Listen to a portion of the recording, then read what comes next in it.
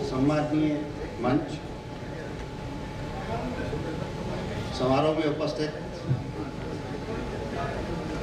मेरी सभी बहनें और हमारे समाज के सभी साथी, मुझसे पहले के वक्ताओं ने काफ़ी कुछ विषयों पर रोशनी डाली है। ख़ास तौर से प्रोफेसर हनुमानाराम जी ने जो बातें हम सबके साथ शेयर करी है वो निश्चित रूप से बहुत ही महत्वपूर्ण है। हम लोगों को अपना इतिहास जो है वो ज़रूर पढ़ना चाहिए, और न केवल पढ़ना चाहिए, अपने से जो आगे की जो पीढ़ी है उस पीढ़ी को भी हमें अपना इतिहास ज़रूर सुनाना चाहिए। आजकल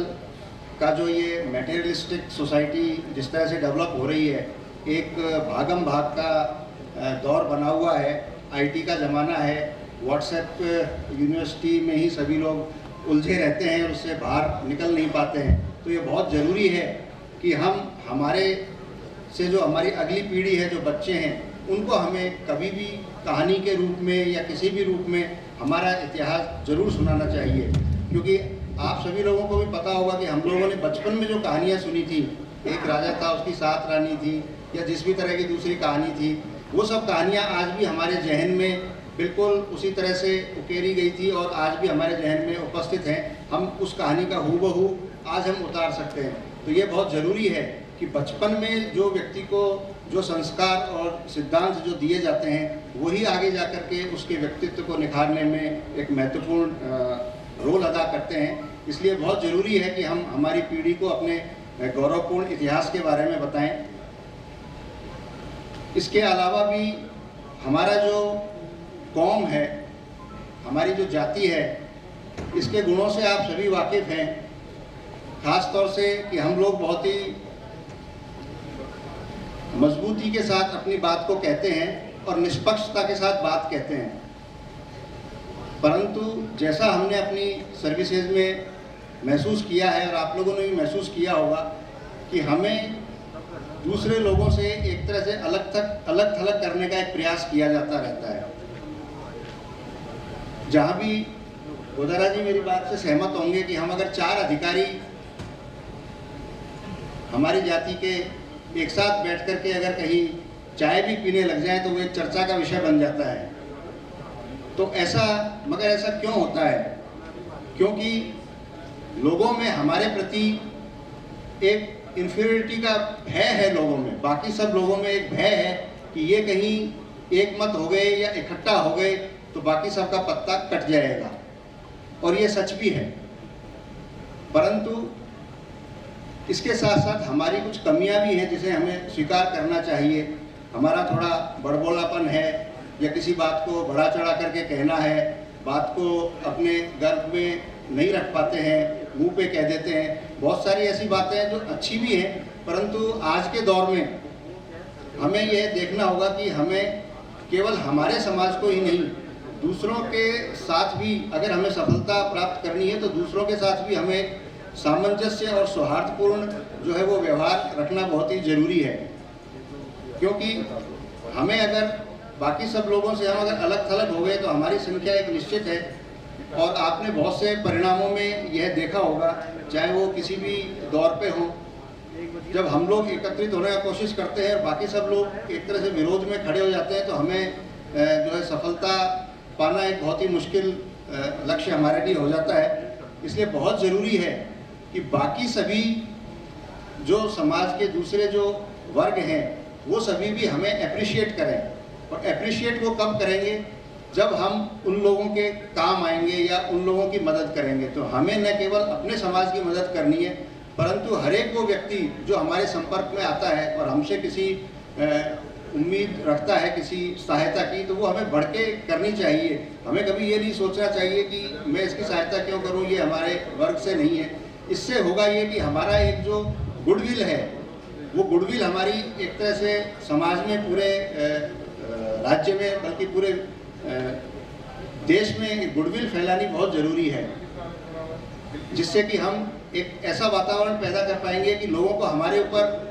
विश्वास होगा कि हाँ भाई ये अमुक कौम से आया है तो ये निश्चित रूप से ये व्यक्ति जो है इस तरह का कार्य करेगा। एक विश्वास उत्पन्न होना चाहिए। हम लोग हमारे जो हमारी नौकरी के काल में हमारी सर्विसेज में देखते हैं कि निश्चित रूप से लोगों में ये एक बात घर में बैठी हुई है कि हाँ भाई अमुक व्यक्ति कौन है। जब हम कहीं नए पदस्थापन पे जाते हैं कि साहब वो फलाना अधिकारी जो है जाट है, तो बहुत से लोगों को काफ़ी अच्छा लगता है ये सोच करके, जो हमारी कम्युनिटी के नहीं भी होते हैं वो आकर के बताते हैं कि साहब हमें कम से कम अब ये अपेक्षा होती है कि ये कोई पक्षपात नहीं करेगा। तो ये एक बहुत बड़ी बात है हम लोगों के लिए कि हम लोगों को एक निष्पक्ष, निडर और अपनी मुद्दे को सही तरीके से रखने वाला व्यक्ति लोग मानते हैं। इस चीज़ का हमें फ़ायदा उठाना चाहिए और बाकी सभी लोगों को हम आपस में जोड़ें। मैं अधिक समय आपका नहीं लूँगा क्योंकि काफ़ी समय से आप लोग यहाँ आज बैठे हुए हैं। एक बात जो आई कि यूनाइटेड जाट महासभा ये एक ऐसी संस्था है, इससे पूर्व भी जैसे कहा कि भाई बहुत सारी संस्थाएं हमारे समाज में हैं, तो फिर क्या इसकी आवश्यकता है। तो जब मोहनलाल जी से मेरी इस बारे में चर्चा हो रही तो मैंने करीबन लगभग 2 घंटे तक इनके साथ में इस विषय पे बात करी थी बैठ करके, और इन्होंने जिस तरह से मुझे बताया और मैंने इनका जब कॉन्स्टिट्यूशन को पढ़ा तो निश्चित रूप से ये एक बाकी सारी संस्थाओं से बिल्कुल एक अलग हट करके एक ऐसी संस्था इन्होंने बनाई है जिन्होंने खुद को अपने नियमों में बांधा है। सामान्यतः क्या होता है कि जो भी संस्था होती है वो एक पर्टिकुलर जो व्यक्ति उसका संरक्षक होता है या जो संस्थापक होता है वो ही उस पर हमेशा काबिज रहता है, या कुछ एक लिमिटेड लोग उस पर काबिज रहते हैं, और धीरे धीरे उसकी जो एक्सेप्टेबिलिटी है वो कम होने लगती है कि बाकी सब लोग सोचते हैं कि हम लोगों का कोई ज़्यादा इसमें महत्व नहीं है, योगदान नहीं है, तो वो लोग छिटकना शुरू हो जाते हैं। पर इन्होंने जिस तरह से इसका संविधान रचा है तो मैं निश्चित रूप से काफ़ी आशान्वित हूँ और कॉन्फिडेंट हूँ कि ये एक ऐसी संस्था है जो काफ़ी निष्पक्ष रूप से और अच्छे तरीके से लंबे समय तक कार्य कर सकेगी, क्योंकि इन्होंने जो नियम, कायदे, कानून जो इस तरह के बनाए तो उसमें कोई भी व्यक्ति जो है वो ऐसा नहीं कर सकता कि इसका कोई अपने व्यक्तिगत स्वार्थ के लिए इसका कोई फ़ायदा उठा पाए या इसका नाम लेकर के कहीं दूसरी जगह पर फ़ायदा उठा पाए। तो निश्चित रूप से ये एक बहुत अच्छी शुरुआत की है और मैं चाहूँगा कि ये जो यूनाइटेड जाट महासभा है इसका भविष्य बहुत ही उज्जवल हो और हमारे समाज को जोड़ने में और हमारे समाज की उन्नति और उत्थान के लिए ये बहुत ही अच्छे से कार्य कर सकेंगे, मैं ऐसी आशा करता हूँ। और बहुत सारी अन्य संस्थाएं हैं, उनके साथ भी हमें हमेशा सहयोग के साथ में काम करना चाहिए। उनसे कोई कंपटीशन ऐसे नहीं होना चाहिए कि वो ये काम कर रहे हैं तो हम उनका सपोर्ट नहीं कर रहे हैं, हम अपने नाम करने के लिए एक दूसरा कोई कार्य करें। तो बहुत से ऐसे कार्य हैं जो ये संस्था करने जा रही है। इसमें जो मैं देख रहा था कि स्पोर्ट्स, खेल-कूदों से रिलेटेड भी हमें करना चाहिए कि हमारे बहुत सारे, क्योंकि हमारी जीन्स में जो है खेल कूद और इसमें आगे बढ़ने के बहुत सारे गुण होते हैं, तो हमारे बहुत से खिलाड़ी सुविधाओं के अभाव में या पैसे के अभाव में जो है वो आगे नहीं बढ़ पाते हैं। जिस तरह हरियाणा या दूसरे प्रदेशों के खिलाड़ी आगे बढ़ रहे हैं, उस तरह से राजस्थान में इस चीज़ का थोड़ा अभाव है, तो उस पर भी हमें थोड़ा ध्यान देना चाहिए कि स्पोर्ट्स की गतिविधियों को बढ़ावा दिया जाए। इसके अलावा शिक्षा के क्षेत्र में निश्चित रूप से काफ़ी इसमें मैं देख रहा था कि इन्होंने अपना बातें रखी गई हैं, लेकिन इसके अलावा दूसरी कई संस्थाएं हैं, जैसे गोरडक साहब यहाँ विराजमान हैं। ये एक संस्था के अंदर काफ़ी डोनेशंस लेकर के और विद्यार्थियों को जो मदद करते हैं, उससे आज तक सैकड़ों की संख्या में ऐसे हमारे समाज के विद्यार्थी हैं जिन्होंने अच्छी शिक्षा ग्रहण करी और आज अच्छे पदों पर वो लोग बैठे हुए हैं, और पदों पर पहुंचने के बाद में वो लोग वापस लौट करके जो है उसी संस्था को फिर डोनेशन अब दे रहे हैं। तो ये एक बहुत अच्छा एक इस तरह का कड़ी बन गई कि जो संस्था से सहायता प्राप्त करके और उच्च पद पे पहुंच गया वो वापस रिटर्न कर रहा है। तो ये एक अच्छा जुड़ाव पूरे समाज के अंदर बनता है और उसका एक बहुत अच्छा एक उदाहरण जो